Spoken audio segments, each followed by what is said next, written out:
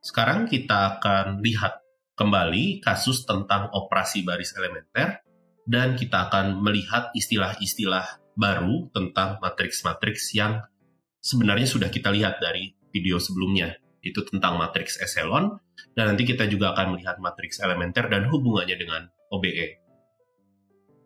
Jadi sebagai garis besar untuk video kali ini kita akan melihat matriks eselon dan matriks eselon reduksi, definisinya apa dan bagaimana cara memperolehnya, serta kita ingin melihat apa hubungannya dengan eliminasi Gauss serta eliminasi Gauss-Jordan.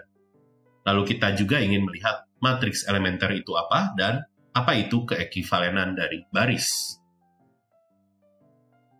Kita mulai dari suatu contoh yang sebenarnya kita sudah lihat berulang-ulang di video sebelumnya. Misalkan kita punya matriks ukurannya ini 3x4. Kita ingin melakukan OBE sehingga kita bisa buat matriks yang bentuknya sederhana, ya, sederhana dalam tanda petik. Di sini kita akan lakukan OBE sebagai berikut, ya tentunya bisa dicek. Dan kita bisa peroleh ini bentuk matriks yang kita punya segitiga atas, kira-kira seperti itu ya. Nah, di sini kita sudah berhasil menerapkan eliminasi Gauss untuk menyederhanakan matriks ini. Nah, kita bisa lihat ini matriks yang kedua. Jika kita coba sederhanakan dengan menggunakan eliminasi Gauss, kita bisa peroleh ini matriks yang masih lebih sederhana dari matriks yang sebelumnya, walaupun terdapat baris nol. Nah, di sini kita bisa bandingkan, menyederhanakan dua contoh yang sebelumnya sebagai berikut. Dan kita bisa lihat ada keserupaan dari dua contoh ini. Nah, di sini pada setiap baris, unsur tak nol yang terletak paling kiri itu pasti satu semua. Dan untuk yang kedua, ini untuk semua baris, unsur satu paling kiri, baris yang di bawah selalu berada di lebih kanan daripada unsur satu terkiri baris yang di atasnya ya. Jadi ini selalu yang lebih kanan lagi ya. Selanjutnya, jika matriksnya punya baris 0, ini seluruh baris bawah di bawahnya itu harus baris 0 juga. Ya, sebenarnya ini tidak ada di ilustrasi ini, namun ini ada juga, kita tambahkan satu buah syarat ini. Dan ini masih memenuhi dari dua contoh ilustrasi yang kita punya ya.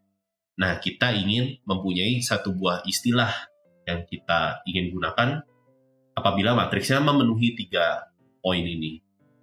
Dan kita kenal dia sebagai matriks eselon.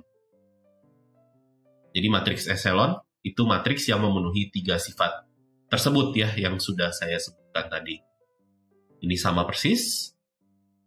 Dan kita sebut unsur satu terkiri pada suatu baris matriks eselon, ini kita sebut sebagai unsur satu utama dari baris tersebut.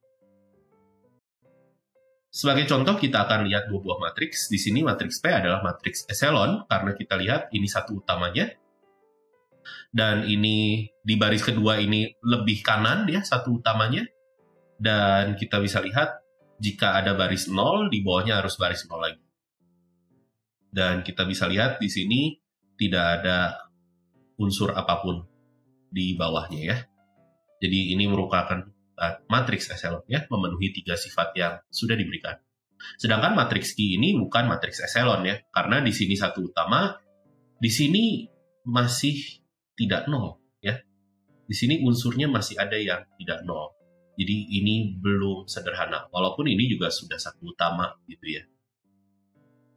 Jadi matriks Q ini bisa kita katakan dia matriks yang belum sederhana. Nah, apakah bisa kita buat matriks Q ini menjadi matriks yang sederhana? Atau dalam kasus ini, apakah kita bisa membuat matriks Q yang bukan matriks eselon menjadi matriks eselon? Tentunya bisa dengan beberapa OBE tertentu yang tentunya kalian juga sudah kepikiran harusnya ya. Nah, pertanyaan yang lebih umumnya, apakah seluruh matriks yang sembarang ini selalu bisa kita ubah menjadi matriks eselon dengan menggunakan serangkaian OBE? Yang nanti akan kita jawab selanjutnya ya. Nah, di sini kita lihat lagi contoh yang pertama ya. Jadi matriks yang contoh pertama, ini kita sudah berhasil ubah menjadi matriks eselon. Nah, jika kita lanjutkan dengan satu buah langkah OBE, kita juga masih bisa memperoleh matriks eselon yang berasal dari matriks awal yang sama persis. Berarti bisa kita simpulkan bahwa matriks eselon itu sebenarnya tidak tunggal. Nah, apakah kita bisa membuat matriks eselon yang tunggal? Tentunya bisa, tapi syaratnya perlu kita perketat. Kita tambahkan satu buah syarat lagi. Nah, di sini matriks eselon yang tunggal kita sebut sebagai matriks eselon yang tereduksi. Kita tambahkan dengan sifat keempat, yaitu pada kolom yang memuat unsur satu utama pada suatu baris, ini tidak ada unsur tak nol di atas unsur satu utama tersebut. Kita akan lihat contohnya. Di sini kita lihat matriks P, ini satu utamanya ya, saya beri tanda.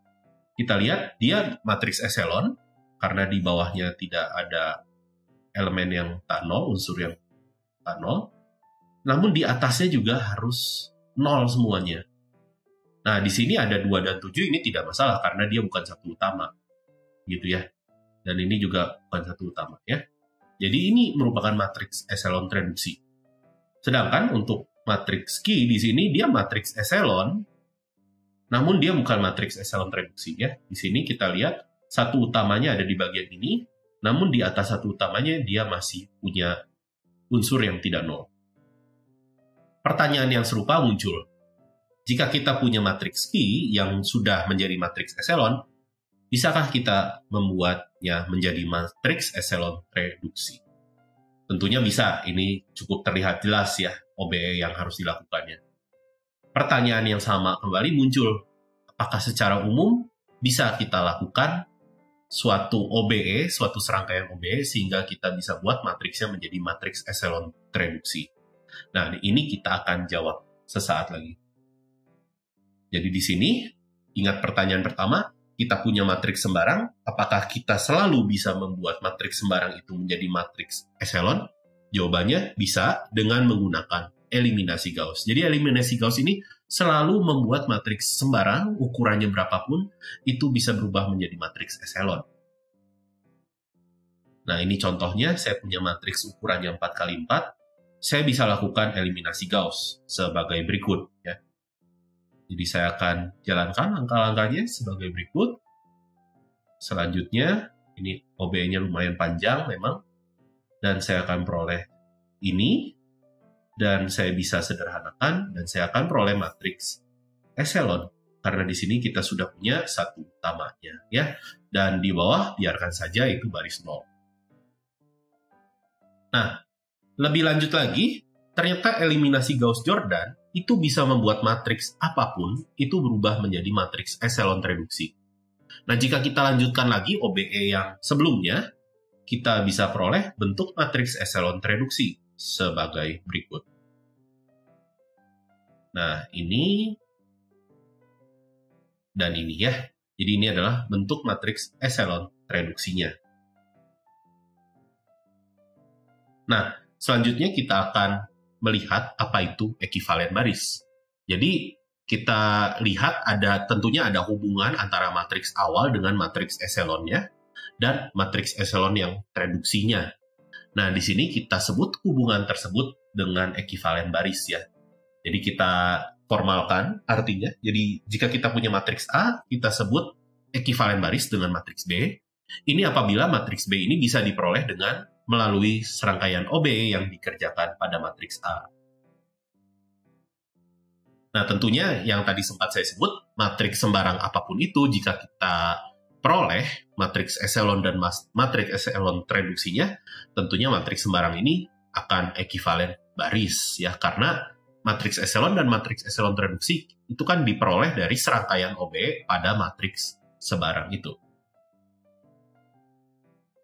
Selanjutnya kita akan berkenalan juga dengan matriks elementer. Nah, matriks elementer ini matriksnya harus bujur sangkar, ya. Dan ini diperoleh ketika satu langkah OBE ini dikerjakan pada matriks satuan atau matriks identitas. Sebagai contoh kita akan lihat beberapa kasus ini untuk orde 3 ya. Jadi kita punya matriks sebagai berikut. Ini adalah matriks identitas yang ordenya 3 yang kita kenakan OBE perkalian baris kedua dengan minus 2. Harusnya sudah bisa ditebak bentuk umumnya apa untuk OBE perkalian suatu baris dengan bilangan tak nol ya. Selanjutnya, kasus yang kedua ini jika kita lakukan pertukaran baris, ini saya contohkan pertukaran baris pertama dengan baris ketiga ya. Lalu yang ketiga ini adalah penambahan baris pertama dengan 3 kali baris ketiga sebagai berikut. Harusnya bisa dideduksi atau bisa kita perumum bagaimana OBE secara umum itu membentuk matriks elementernya ya. Nah, sebagai contoh, ini bukan matriks elementer karena matriks ini diperoleh dengan lebih dari 1 kali OBE ya, dari matriks identitas atau matriks satuan. Jadi ini kita tidak sebut sebagai matriks elementer. Nah, sekarang kita balik lagi ingin melihat hubungan apa sih matriks elementer itu dan hubungannya dengan OBE yang sudah kita pelajari berulang kali tadi. Misalkan saya punya matriks A sebagai berikut. Saya ingin lakukan 1 kali OBE di sini. Nah, saya ingin mengalihkan baris kedua dengan minus 1. Saya akan peroleh matriksnya menjadi sebagai berikut. Nah, OBE ini, ya, perkalian baris kedua dengan minus 1, ini berkaitan dengan matriks elementer ini. Ya, ordenya 3. Saya akan melihat ordenya itu dari banyak barisnya. Jadi saya akan sesuaikan matriks elementernya dengan banyak baris dari matriks yang diberikan. Kita sebut matriks elementer yang terbentuk adalah E1. Nah, ternyata jika kita kalikan E1 di bagian kiri dengan A, kita akan peroleh hasil yang sama persis dengan OBE yang kita lakukan. Jadi di sini kita sudah melihat kegunaan matriks elementer dan hubungannya dengan OBE. Berarti, jika kita melakukan 1 langkah OBE, ini sama saja dengan mengalihkan matriks ini dengan 1 buah matriks elementer yang berkaitan dengan OBE yang dilakukan. Nah, di sini kita bisa menghubungkan lagi dengan istilah ekivalen baris yang sudah kita pelajari. Tadi ingat bahwa ekivalen baris itu jika kita bisa peroleh serangkaian OBE yang mengaitkan matriks awal dengan matriks akhirnya, matriks A dengan matriks B di sini. Nah, kita ingat bahwa tadi OBE bisa kita tulis sebagai perkalian matriks-matriks elementer.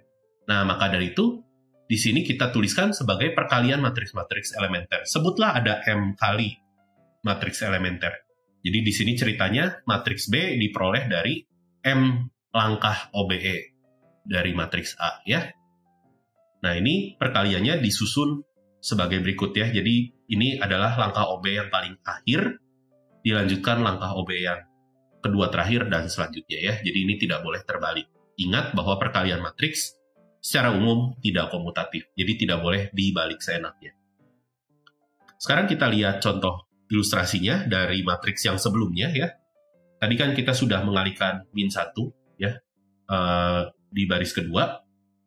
Selanjutnya kita akan coba lanjutkan OBE-nya sehingga kita bisa peroleh matriks eselon sebagai berikut. Tentunya di sini dari OBE-OBE tersebut ini kita bisa peroleh matriks-matriks elementer berikut ya, yang berkaitan dengan OBE yang telah dilakukan. Nah, di sini kita bisa verifikasi dengan cara mengalihkan matriks-matriks elementer tersebut dengan matriks A. Dan kita bisa hitung secara perlahan, dan tentunya bisa dicek juga ya. Dan kita bisa peroleh hasilnya sama persis dengan yang sebelumnya, terbentuk matriks eselon, yang sebenarnya ini sesuai dengan apa yang kita lakukan pada eliminasi Gauss ya. Jadi ini adalah tentang OBE dan teman-temannya ya. Jadi ada matriks elementer, ada ekivalen baris dan lain sebagainya. Di seri selanjutnya kita akan melihat tentang sistem persamaan linear dan bagaimana cara mencari solusi atau jawab dari sistem persamaan linear tersebut dengan memanfaatkan apa yang sudah kita ketahui, yaitu tentang OBE atau operasi baris elementer.